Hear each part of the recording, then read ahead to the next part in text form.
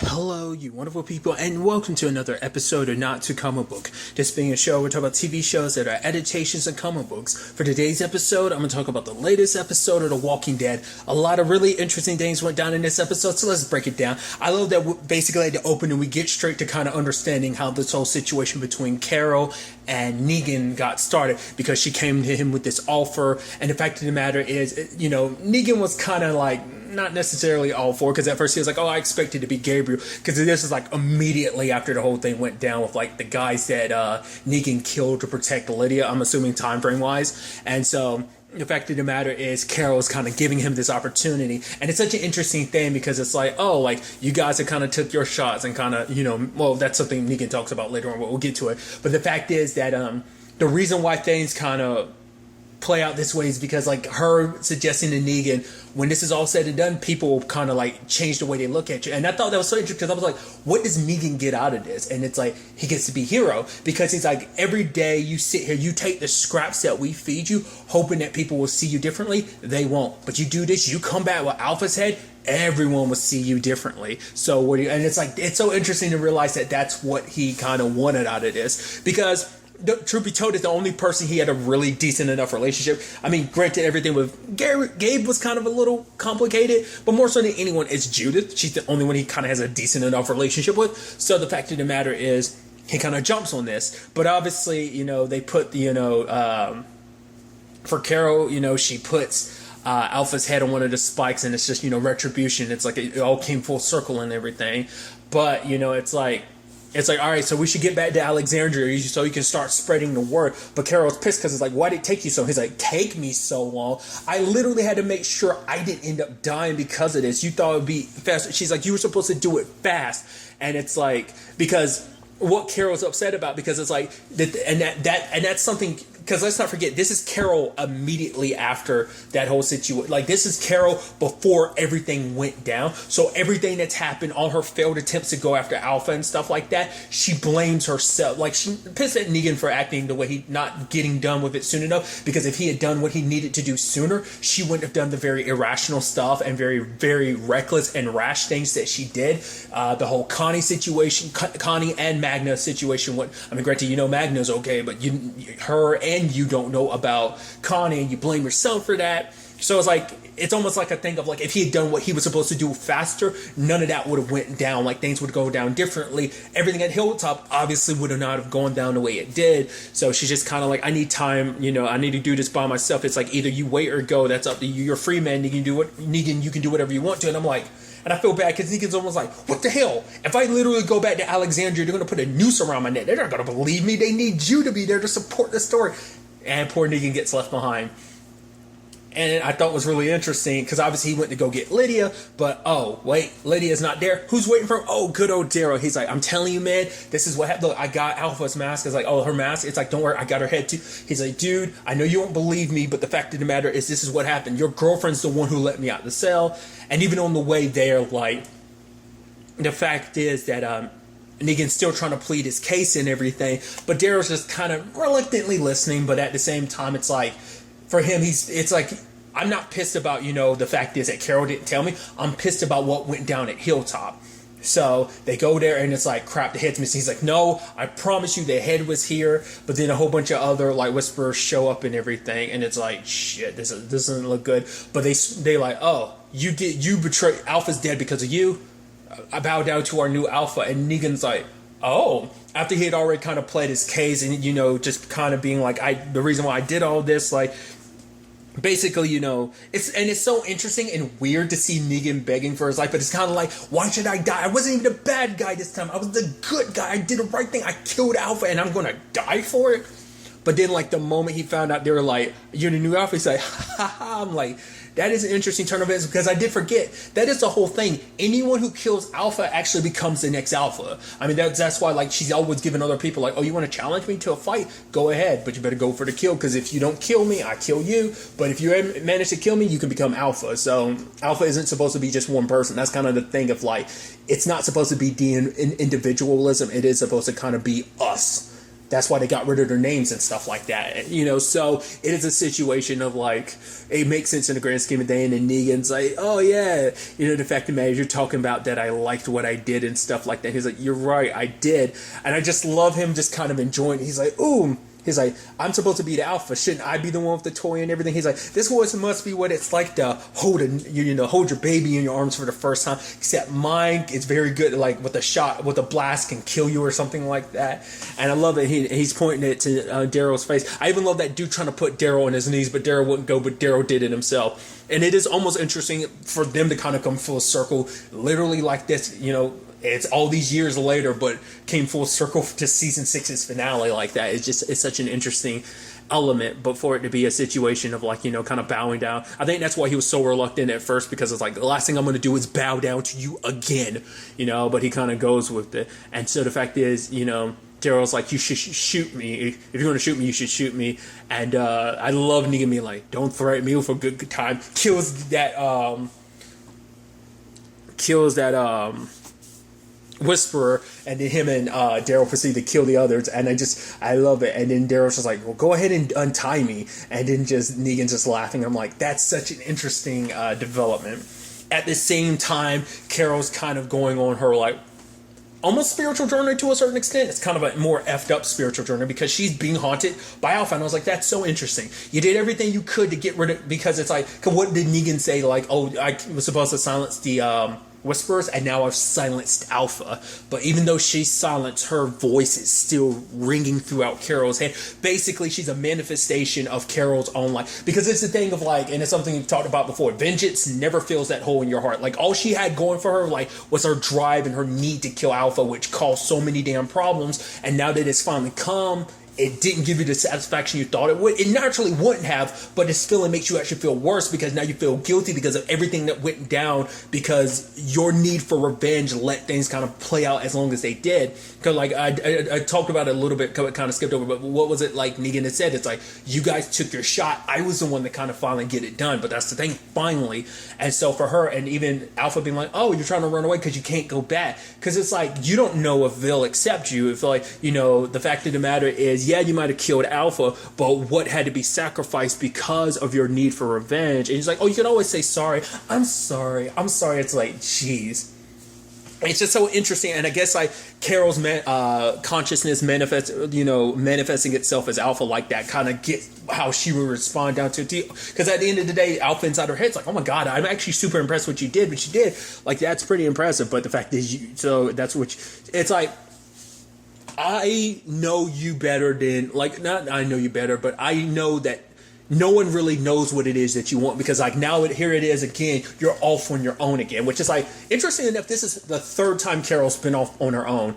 There was back in, wasn't that season 4 when she got kicked out of prison for killing some of the people because she thought they were sick, and it ended up being something else. Like, but she killed like 2 people so that it wouldn't spread to other people. So there's that time, but then she reunited with the group when they were dealing with the cannibals.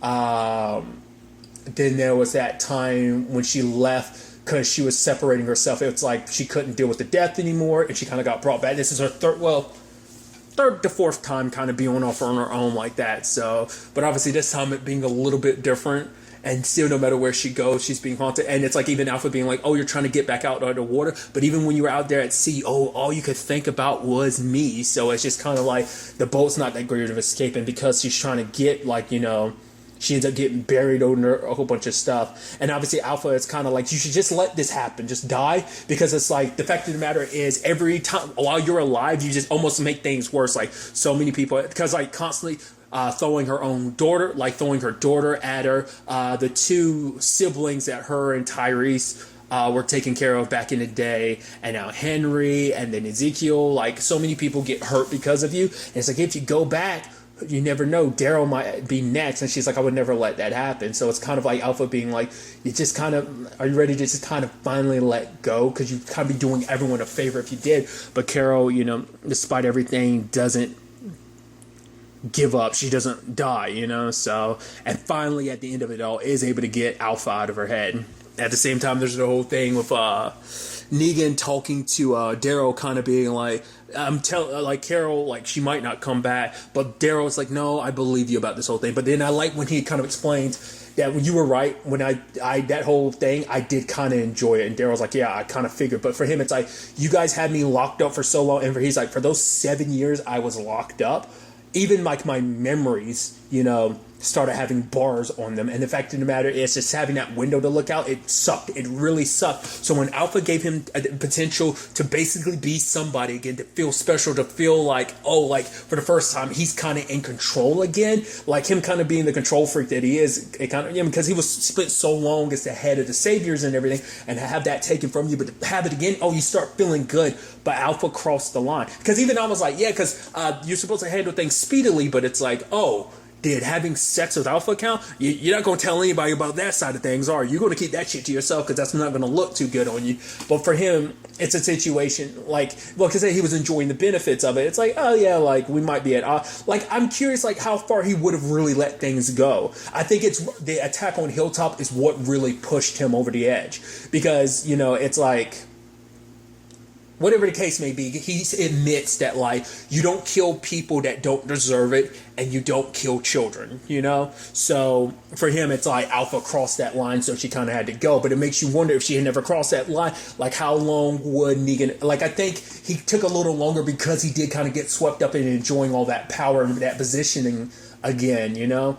It felt good. It felt good to feel that power again. But I think, like I said, because she attacked Hilltop the way she did, it made him kind of go like, all right, I need to stop. You know, I needed to stop her.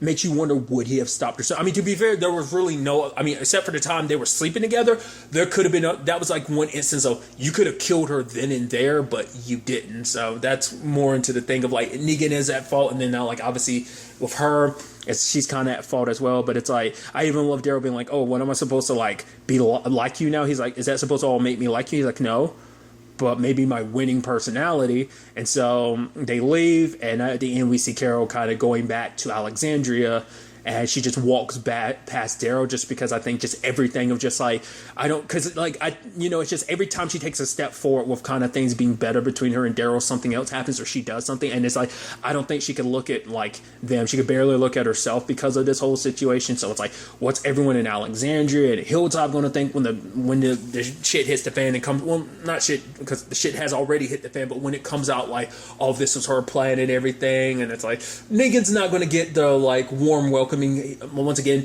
Judith might be the only exception. I don't know. I'm curious to see what Lydia's going to do, how she's going to feel about this, knowing that her mom's gone now. I'm curious to see kind of how that ends up playing. I mean, granted, like I said, you know, Carol's there to corroborate his story and everything, but it's still just going to be a murky situation of like, it's not going to be all like, oh, all hell Negan for being our hero, being so amazing and awesome and stuff like that. It's kind of like, you should have done something sooner. So it's just going to be interesting to see. They might end up just locking him back up in the cell, probably exactly where he is right now. We'll see kind of, you know, going forward what that ends up looking like. But another avenue in this episode is the situation of like the groups kind of splitting up, because like, you know, well, because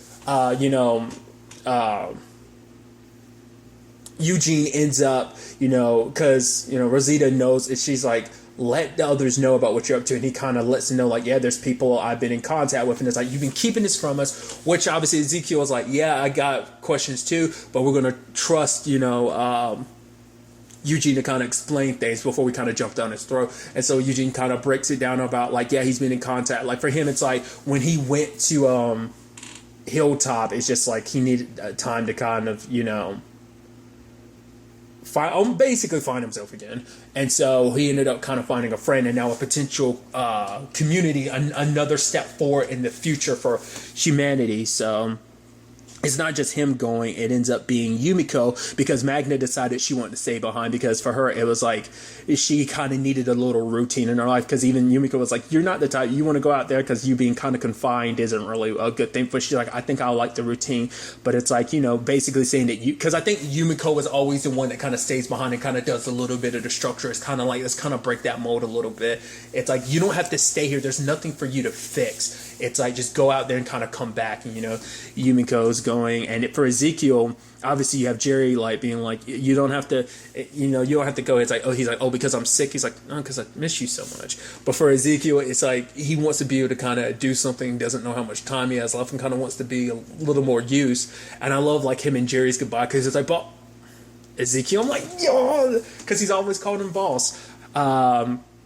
What's also interesting, I should also add this as a side note, I never knew this because I'm an idiot. The actor who plays Ezekiel, because I recently discovered it, is Karen Payton, is the voice of Cyborg. He does all the voice acting work, but like the thing he probably best known for. And now that I'm sitting here hearing him talk, I'm like, obviously he's doing a little bit of a voice for Ezekiel, but you're like, that's totally Cyborg. Obviously, since the Teen Titans cartoon way back in the day on Cartoon Network, some of the video games, and even like Teen Titans Go, I'm like, how did I not realize that? I feel like such an idiot for not realizing that. That's good. But now I can't not hear it now. It's just one of those things. Once you see a voice actor and you hear the voice, it's like you can't it's like, once again, it's like, I won't go into it because I'm going into a tangent and stuff like that. But I did like on their way, like Eugene told that story about his mom, and it was I took this line, I was like, that was interesting, where he basically was saying like he had to think of, he likes to think like, he was trying to think of like the one, because it was like as they were riding, it's like, do you think they have candy? And Yumiko was like, what made you ask that? He's like, well, basically he started thinking about his mom, and it's like, what's one of the good memories I have from my mom? And I'm like, the fact is you have to kind of like have to like, it seemed like you had to think on it. I mean, maybe that's me overthinking, but he was like, oh, that probably doesn't bode well for your relationship. She might not have been a good person or something. I don't know. But he was like, she used to kind of, like, he used to snack on like these chocolate candies and stuff like, or chocolate bunnies and stuff like that. And for him, and because of that, he associates that with family, and that's why he kind of correlated all of this, because he tied it to like a community, and the community being part of a family. And then Yumiko's like, Eugene, are we going all the way through this just for some candy? And Eugene was like, no, this is about meeting another group. But but it'd be a nice bonus if there was candy, and I like that being kind of a joke. But obviously, as they go deeper towards the territory of the meeting place and stuff like that, they see some cages with some walkers in it, and there's like a bird nearby. It looked like almost like one of those messaging birds. I don't know, because it's not pigeons aren't the messaging birds. Those are completely different birds, are they? What kind of birds did people use it back in the day to send messages? It looked like one of those birds. Well, because they've even used that over the course of this series too. They've used messenger birds as well. Regardless, the fact of the matter is they kind of clear the area to kind of inspect things, and Ezekiel's illness kind of catches up to him. Things could have gone easily sideways, but luckily they didn't. But, when he reunites with others and they're resting and stuff like that, his horse ended up passing out because it got hurt. And obviously that made him get very existential about himself. It's like, if I end up slowing you guys down, I need you to leave me. But they're like, we're not going to do that. He's like, if I end up dying, that's on me, but I don't want to be the reason you guys die. But I love what Yumiko says, because basically for her, it's like, because of what might happen, the fact of the matter, she's like, I obviously she's like one of those people. It's like, I planned out my life of where things were going to go, but no one cares what my plan is. It doesn't matter to anyone else what my plans are. So the fact is, she's like, I'm here for that future that we can't even imagine. We don't even know what's potentially possible, and we're here for that. And it's like, and that's why we want to bring, obviously, why not bring along the man who was able to build a kingdom in the apocalypse? And I thought that was kind of a nice situation, to kind of give him more pep into that, because it's like, yeah, we might not know what's out there, but that's kind of what's so exciting. I mean, you were able to build something no one would have thought possible. You built a kingdom, a community like that, even in the apocalypse. So that kind of speaks volume, and we need someone like you, even more so in the future, that is that we're unsure what it could be like. At this point in time, can't even imagine what it could be. So I thought that was neat.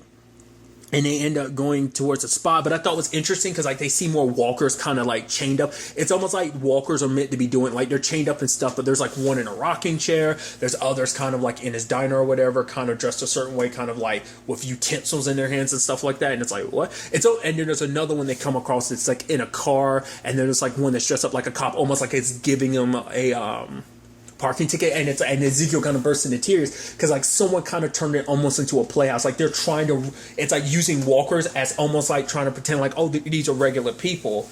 and then they end up meeting this strange girl at the end, and she's like, hi, and it's like, okay, who is she? Is she connected to this group that Ezekiel, he's talking to Stephanie? I was like, is she associated with that? I'm assuming not. Maybe she's some lady that's in between, or maybe she's in that area and maybe the other group is unaware. It just seemed, probably not the best. Like, it's going to probably be interesting because she's got a gun, and the fact is, she seems like she might be a little nutty because she's in a place full of walkers and she's dressing them up. Be like, oh, she's probably living her life of like, hey there, Tom. Oh, like, it's good to see. Like, she probably has conversations with them, like, because it's her way to kind of keep her sanity of like, oh yeah, there's like this city's so full of life. There's like other people. It's like, oh yeah, this guy. Oh, that's Tom. Oh, over there, that's Janet. Oh, Janet. Oh, Janet, giving Tim a parking ticket again. Like, it seemed like that. That's immediately where my brain goes. I'm assuming that's what that's all about. But I'm curious, like, is she just on her own? Is she associated with that group? Because I feel like if anyone's going to be there, why not be Stephanie? Doesn't sound like Stephanie, so I feel like she would have been like Eugene, but it's just like, hey, so it's like either they set up a spot not realizing someone else was living there. Maybe she's from that community and got kicked out. Whatever the case may be. That's an interesting element to see where the hell that's all going. But then finally, we also have the other situation with Beta that was interesting because like the moment they walk up and like that dude's like, hey, so that must mean that you're the new Alpha. And he was like, what'd you say? And he was like, it's like, take off your mask. And Beta pushes the dude towards Alpha and it's like, do you hear what she said? And he's like, no. And she bites his face. I was like, oh, poor bastard. It's like, well, he's not dead, but obviously like the infection is going to kill him and he's going to come back as a walker. So the other dude bailed. And obviously, and like he's listening to her. He's like, what'd she say? Like he's listening to Alpha, so he brings her head along. And other guys kind of walking with him a little sick, but there's a whole bunch of walkers around. I thought it was interesting. There's one where it was walking towards them, and the other guy pulls out a knife because he was trying to defend him, and Beta just stabs him. Poor bastard. It's like he was trying to defend you because you are kind of his alpha, but I guess it was his way of being like, no, you're getting in the way of something that was about to happen. But I guess it's almost like maybe it's kind of insinuating like because of what situation Beta's in mentally, like he wasn't attracting the walker like he thought he was, but the other dude was getting nervous because like, oh, my alpha's in danger. But maybe that's also why he did it because it's like, I'm not sure. Oh, bastard. Maybe. I don't know. But we kind of finally find out because remember there was that dude last episode. I was like, hey, it's you. I thought it was you with the voice and everything. It turns out because Beta is actually a famous singer. Because like he ends up getting in there, he smashes a guitar, like his records are there and stuff like that. I'm like, that's interesting. I knew you had to be someone famous. I didn't know if they were really going to go too much into it, but I guess it's just kind of giving you a little background into Beta. I just thought that was kind of fascinating. Because I think without Alpha, because Alpha brought him into this, she kind of gave him new life and new purpose, and now without her, he feels lost. It's kind of hard to continue this without her. So he puts on a record, and all those walkers are gathered around and stuff like that. It's a new form of him kind of gathering them all up, kind of hurting them. But then in that moment, like, it's that, what was it, these two eyes see this one truth, and he's like, oh, thank you, because like Alpha kind of pointed him in the right direction, or kind of thank you for everything that you've done for me. So he kills her, but as we see, he replaces a piece of his mask that was already damaged because he fully broke it off, and now like he took part of her face and added it to his mask. So almost like Beta, and it's almost like they're still together at the end of the day. So he's always carrying a part of her, but for now it's like two eyes see one truth. It's like now he sees through her eyes and his own eyes to be able to see the truth. So whether he fully acknowledges himself as Alpha now, I don't know. I'm curious.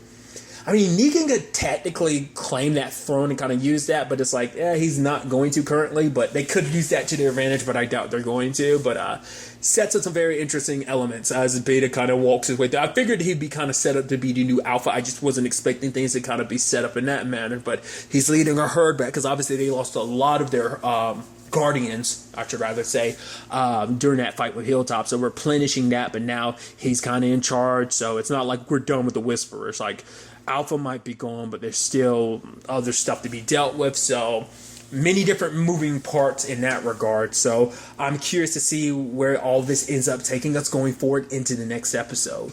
But really, that's all I want to talk about. So the next time we meet, be happy, be safe, live life to the fullest, and enjoy it. Good day and goodbye.